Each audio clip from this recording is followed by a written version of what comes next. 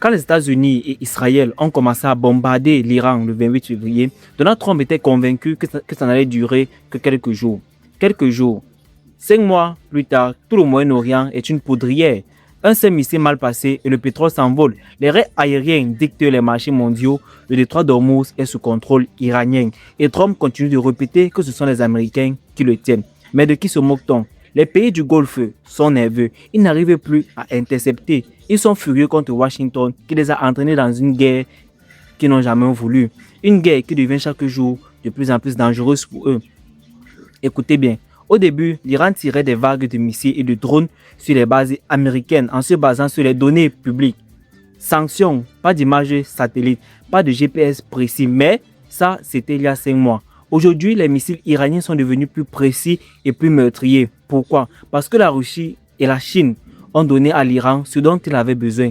Imagerie satellite en temps réel, mouvement des troupes américaines, coordonnées, actualisées.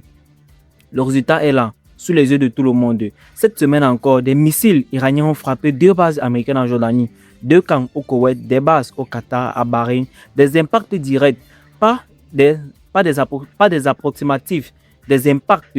La Russie et la Chine ont donné à Téhéran l'avantage qu'il fallait et Washington le sait. C'est pour ça qu'il crie à l'ingérence. Mais c'est trop tard.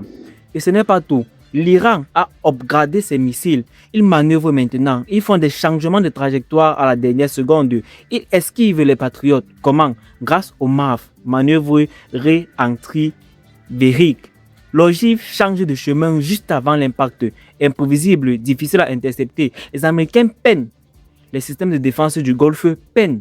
Et l'Iran produit ses ogives dans ses villes de missiles souterrains. 2 missiles principaux ont été améliorés. Le Fatah 1 avec ses tuyères mobiles et ses ailerons.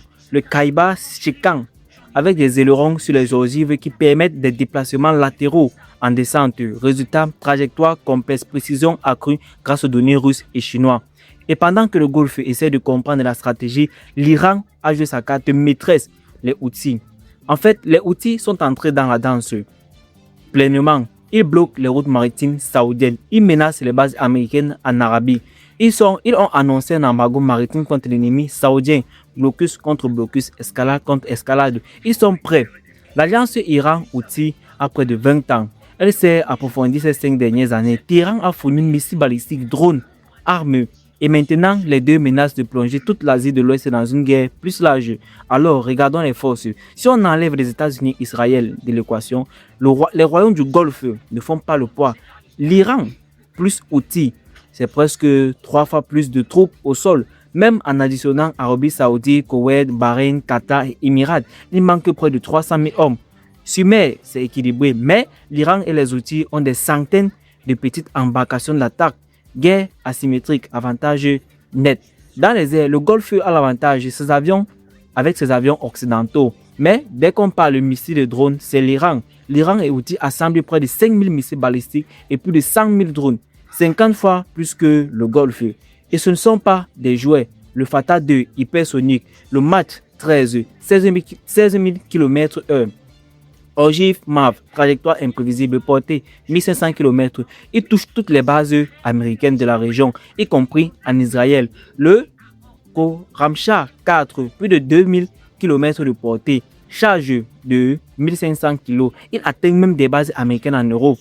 Côté Houthi, en fait, le Palestine 2, hypersonique, en phase terminale, 2 km.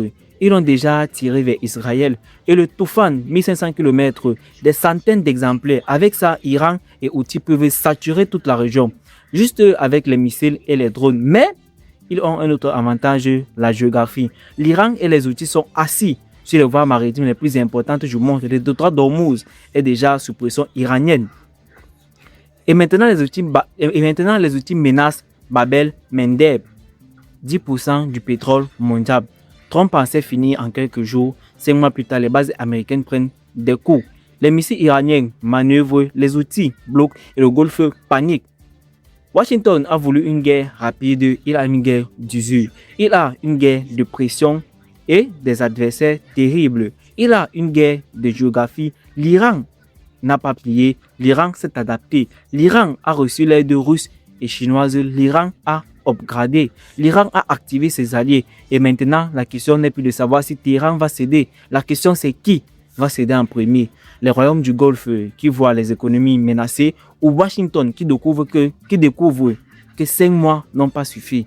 La machine iranienne tourne. Elle tourne avec des drones russes et chinois. Elle tourne avec des ogives qui manœuvrent. Elle tourne avec des outils qui tiennent Babel Mendeb. Elle tourne avec des stocks que personne n'avait mesuré correctement.